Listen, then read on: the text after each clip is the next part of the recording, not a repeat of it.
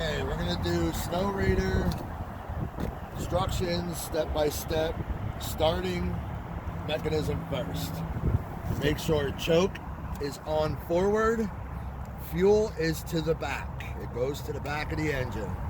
Then you come up to the key, make sure throttle is up on halfway, and you will start. You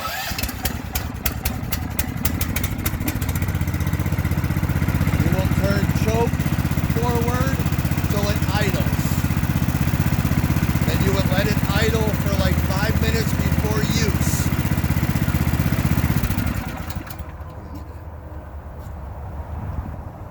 Next step would be to learn the instructions of the plow.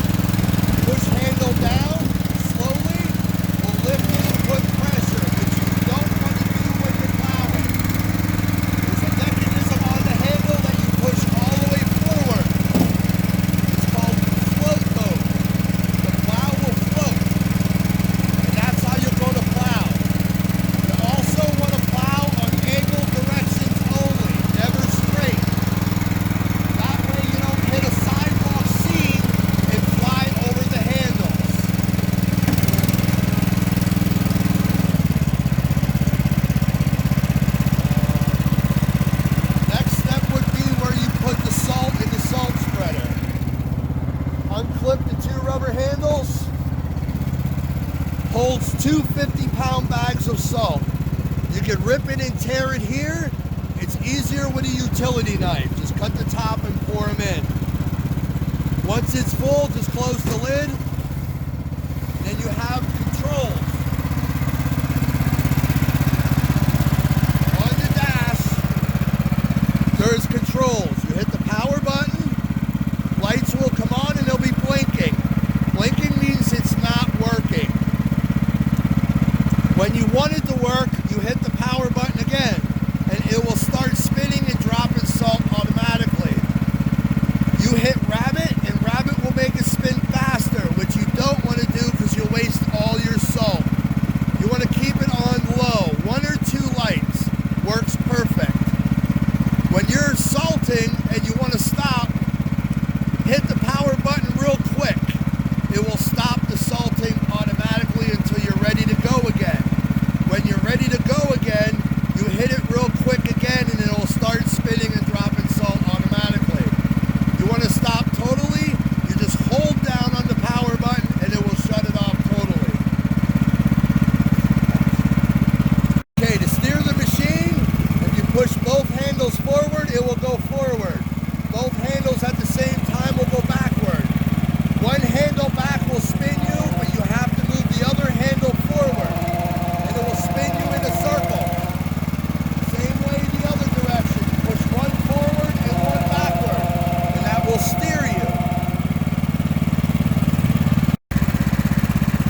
Okay, when shutting the machine off, you just pull the throttle all the way back. You'll turn the key to the off position. Make sure, very, very important, that the fuel is turned off.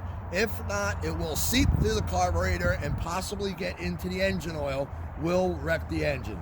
So always make sure engine fuel is off. Okay, next step would be to check the hydraulic fluid. The seat is Velcroed on. It's actually a chest rest. You just pull it forward, lift off. Container right here to your top right will be hydraulic fluid. You want to try to keep it where it says fill and full. As you can see, it's not. It needs to be added a little bit. So we will add some hydraulic fluid to the machine. Also, your brine, if you decide to use liquid salt, that is at the very bottom here of the machine. You just remove the big lid and you would add your brine. And your brine would go in there. After that, you would just take, also all the way at the bottom of the engine oil is where you check the engine. It's a yellow cap underneath the starter. That's where you check the engine oil.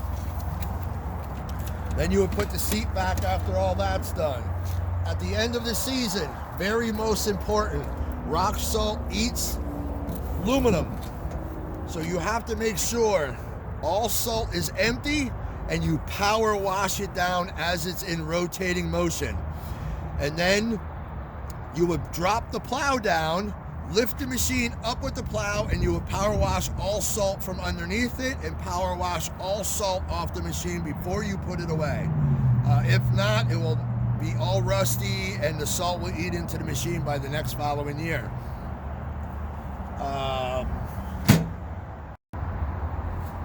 Okay, to power up the brine, it's the switch to the right. You would turn forward and you would flip handle forward to relieve pressure that will go to the brine. This switch powers up the pump that pumps the brine. Switch to the left is for the lights that's in the forward and the backward of the machine. Those are the lights so you can see if you're out at night. Other big thing is very most important. You don't know the machine. The machine is very powerful.